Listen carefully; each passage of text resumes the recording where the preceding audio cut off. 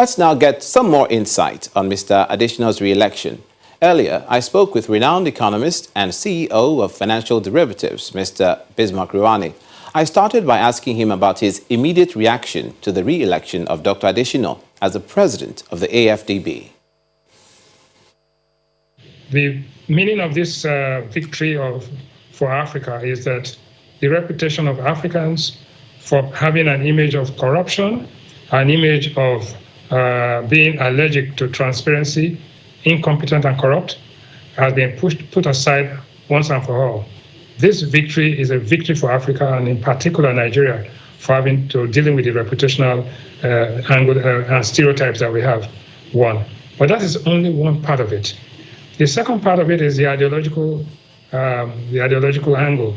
Ideologically, Africa is supposed to be not only incompetent, but to be dependent. There's a dependency complex, as stated clearly by Manoni in his book. And so I'm not surprised that the first action of Adesina in the second term was to ensure that the next millionaire of African Development Bank is in Accra, Ghana. Why is that important?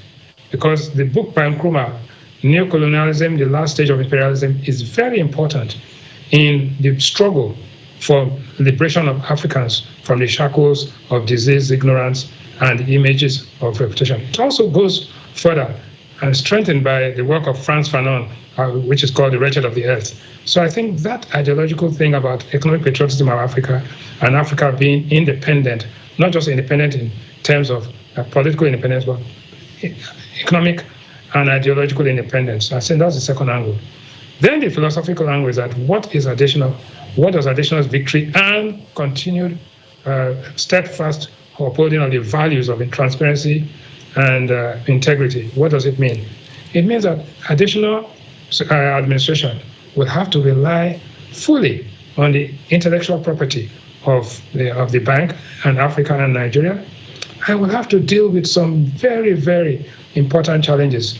One being the implementation of the African Continental Free Trade Agreement, which actually means that a continent of 1 billion people with about $2 billion and with an income per capita of $2,000 will have to come of age and be competitive. We shouldn't forget that it took China and the East Asian tigers 30 years to catch up with the West and overtake them. I think in this current period, Africa can do that in maybe 10 years. Adesina has achieved AAA rating, investment grade rating from all the multilateral rating agencies, Moody's, Fitch, Standard & Poor's. So we have to sustain this.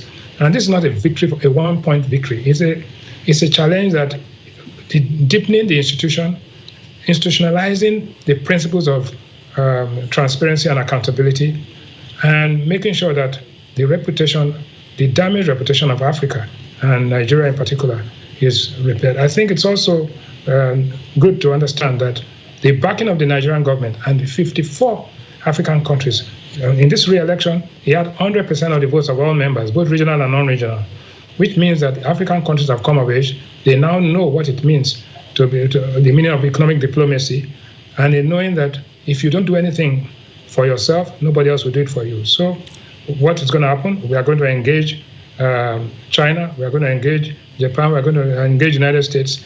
And in the new multilateral world, as against the bilateral world that we are in, and with the COVID experiment, I think that this is the beginning of a good day this is a good new day for Africa. What would you describe as his major achievements in the last 5 years? First and foremost, increasing the capital of the bank, achieving investment grade rating.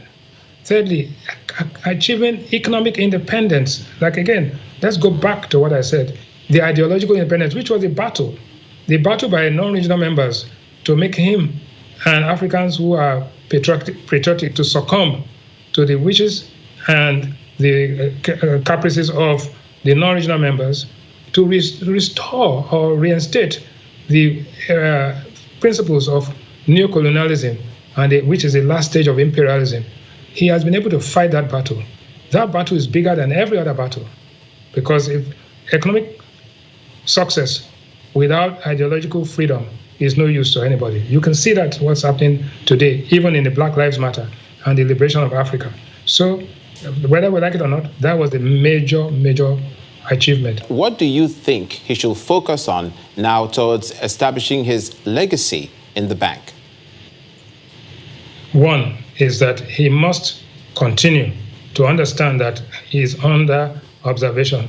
Everybody wants to see whether the African, the Nigerian, can stay away from the temptation of being corrupt and lack of integrity. So he has to keep that.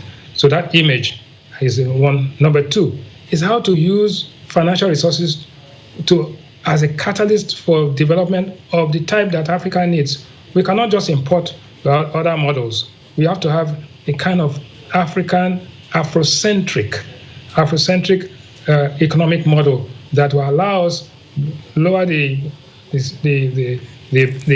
bar, but also achieve a higher standard. Lower the barriers to entry, but achieve a higher performance level. I think that is what it is, and it's not going to happen in one day. But I think Adesina has his work cut out for him. I think he has the capacity, he has the intellect, he has the determination, and more than anything else, he has the psychological makeup that will make him achieve this goal. So again, all I can say is congratulations to Nigeria and Adesina for this feat. Thank you so much, Mr. Bismarck Rewane, the CEO of Financial Derivatives Company, for speaking with us on the News at 10.